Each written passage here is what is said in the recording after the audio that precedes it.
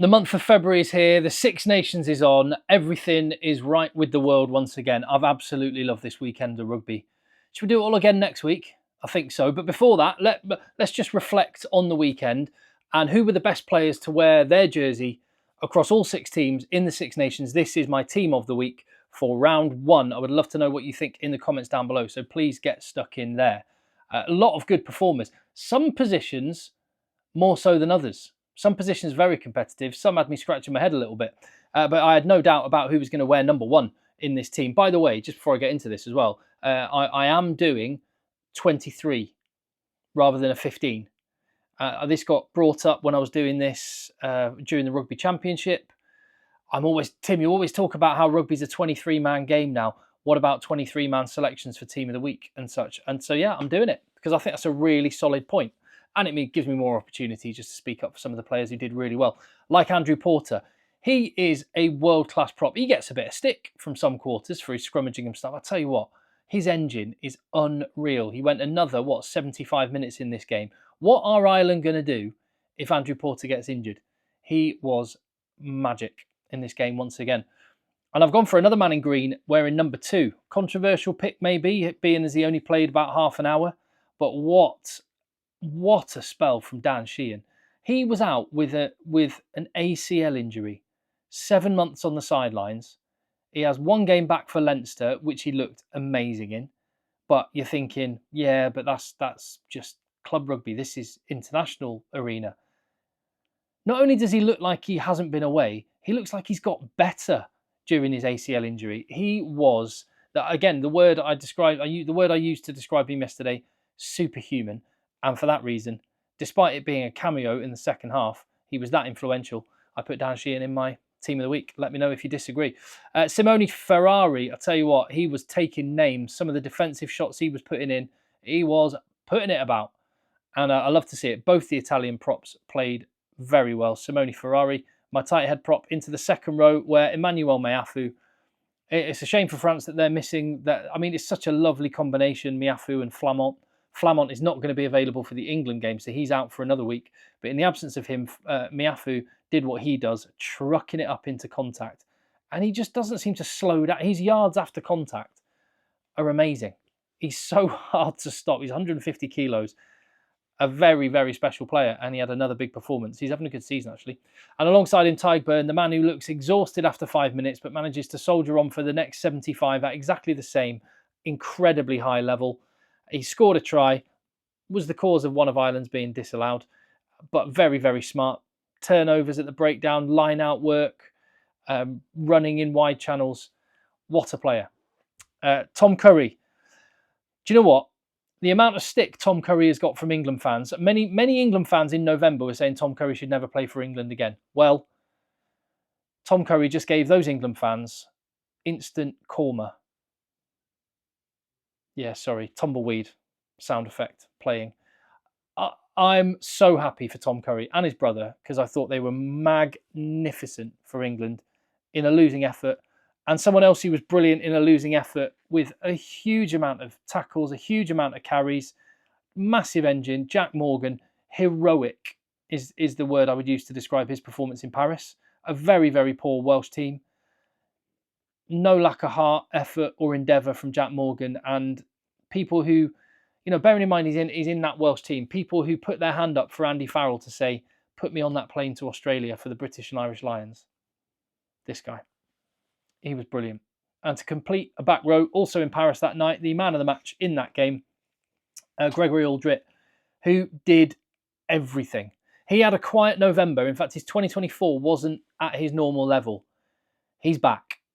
In a big way. That's as good as Gregory Aldrit has been. You have to accept the opponents were Wales, but you know what? There's a lot of good players out on that pitch, and he stood out big time. He was just doing everything. Deserved man of the match in that match. It might have been, had he played 80 minutes, Antoine Dupont, who I do get into my team of the week in the scrum half position. What a player. And I've said it before, and I'll say it again. I genuinely feel grateful that I'm alive at a time when Antoine Dupont is playing rugby, because this is a guy people are going to talk about for generations. Long after we are gone, after I'm gone and you're gone, people will still speak of the name Antoine Dupont, and he showed why on Friday night. Jack Crowley is my fly half. Really, do you know what? This has been a consistent theme in rugby for the last year or more, since the Rugby World Cup, really. There haven't been great fly halves on the international stage, or consistently great fly halves on the international stage. Marcus Smith shown it in glimpses. We've had D-Mac and Beauden Barrett showing it in glimpses, but not permanently. There's been a lot of chopping and changing going on with South Africa. So Sasha, Marnie and Hondre sharing the game time means no one's able to really stand out. And Finn Russell, hot and cold. Wales don't seem to have a fly half. France, well, they've had injuries. Ntemac's been out. Ramos has been brilliant when he stepped in there. Jalibert gets a few minutes here and there, but not really that much. So fly half's been one of those positions, and it continued like that this weekend. Romain Ntamack, obviously, getting his red card. Sam Prendergast, looking a little bit like a rabbit in the headlights at times, then doing good things in the England game. Same goes for Marcus Smith, really good at times, but didn't kind of take the game by the scruff of the neck. Jack Crowley was the most competent fly half on display this weekend. So he played half an hour, or not even that, was it? 23 minutes. I've put him in. Thought he was great. I thought Ollie Lawrence in that same game, moving into the centres, was outstanding as well. That battle with Bundy Aki was brutal.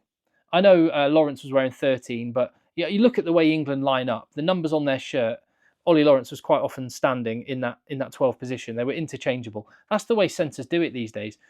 Like look at Menoncello and Brex, for example, who are both very good as well in the midfield. Menoncello and Brex, where Menoncello wears 12 for Italy and Brex 13 for Italy, but they have the shirts the other way around for Benetton. And the reason for that is they say that the numbers are irrelevant and they just kind of play what's on. And I think England did that a little bit. So I'm putting Ollie Lawrence in at 12, just ahead of Bundy Aki, who was also very good. Hugh Jones, standout performance, hat-trick hero. His attack is absolutely brilliant. And the battle for the British and Irish Lions starting test jerseys is on. Gary Ringrose and Hugh Jones, Sione Tuipulotu hopefully is back fit, and Bundy Aki, it's on. Back three then, I've gone for James Lowe. He just had huge interventions. I mentioned this on the video yesterday. He's one of those players, easy for opposition fans to kind of not like very much. But you know what? Those are some of my favourite rugby players. I'm a massive Owen Farrell fan. And as an England fan, I love the guy. Opposition fans don't like him so much. Johnny Sexton's the same. Dan Biggar was the same. I put James Lowe in that category. He can just rub people up the wrong way, but that's just because of the way he competes, the way he just, and I love that. I'm a big fan of it. And at the bottom line, he can talk the talk and he walks the walk as well. Big moments in a big game when his team really needed it, and he deserves to be in the team of the week. Theo Atisogbe, the other winger, I found a little bit trickier. Darcy Graham was pretty good for Scotland. Other players had moments, but no one really stood out. Atisogbe with 2 tries looks to the manner born, 20 years of age, and let's see how he does. Because I think Penaud is back in the French squad for the England game. So where will he be used? Will BLBRA be put at fullback and Ramos to 10, or if Ntamack is unavailable, as we suspect that's the case? Interesting to watch. But Atisogbe did all he could. And Thomas Ramos, already mentioned him. I mean, what a season he's having for club and country. He was one of the standout players in November, and he's continuing in the same vein. This time we're back in the 15 jersey for France. Some player. And onto the bench then, where I have gone for Dave Cherry at hooker. That offload for who scored the try? I forget now, but his offload for it was just rude. It was filth. Dave Cherry. Didn't know he had that in his locker, and wasn't even expecting him to be back in the Scotland squad after what happened at the Rugby World Cup. I thought that was his Scotland days done. Far from it. Danilo Fischetti, very good, solid scrum, brilliant around the park. Both of Italy's starting props were excellent, and they both make my team of the week. Zander Fagerson, who was opposite Fischetti, again busy as ever. He can jackal, he can carry, and he can go for 80 minutes. He's a class player.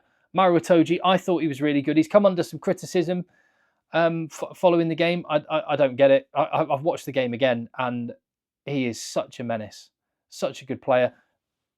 The odd penalty can go against him. That's been one of the criticisms. I didn't really see a massive amount of that. from him, but I saw a lot of defensive energy, a lot of just nuisance making. And I think that's one of the reasons why Ireland had to work hard for their victory. Rory Darge, again, another leader, another captain. I know they were co-captains, but Rory Darge is the captain whilst Sione Tuipulotu was out, isn't he? And he had a led. He definitely led from the front in words and in actions, and he was all action. Big performance from Rory Darge. Jamison Gibson Park, I mean, he was given the player of the match. I actually thought, for what it's worth, Tom Curry was the best player on the pitch, but he was a standout for Ireland, along with James Lowe, Dan Sheehan, Jack Crowley. Even Jack Conan off the bench was brilliant. But Jamison Gibson Park just is the glue in that Ireland team. He pulls it all together. Juan Ignacio Brex, I would have him on the bench. I thought him and Menoncello, they're just a great combination, aren't they? Brex just put in some bone crunchers. And when Italy was starting to get behind on the scoreboard, and just Brex and Menoncello between them kept coming up with plays. That's why I've kind of put the picture of them both together, because it's like you can't really have one without the other. I should just put Menoncello and Brex like they're one person. And they just managed to keep it doing enough to keep Scotland reeled in until obviously Scotland pulled away towards the end, but not through a lack of effort there. And one of the reasons I'm able to pick a centre in my 23, I do consider the composition of the team as part of it. It's because Blair Kinghorn, I could have him as someone who could cover fly half. And I thought he was brilliant. Rangy runner, really elusive, in a rich vein of form at the minute. And he completes my 23, which looks like that. And as you can see, quite an interesting spread of players. When you look at it, I have got, out of the 23, what's that? 5 Frenchmen, 6 Irishmen, 5 Scots, 3 Italians, 3 Englishmen, and a Welshman. So quite a relatively even spread. Certainly well spread amongst the 3 winners, and a sprinkling of some of the losing teams as well. As for the top 3 players overall, who would you go for? Out of all of these players, who are the best performing 3? Doing it like podium style, bronze, silver, gold. Best players of the week in round 1. I have gone for 3rd place, bronze if you like, Gregory Aldrit. I think it would have been Dupont getting on this podium if he'd played 80 minutes. I mean, that's a bit of a flex, isn't it, from Fabien Galtier?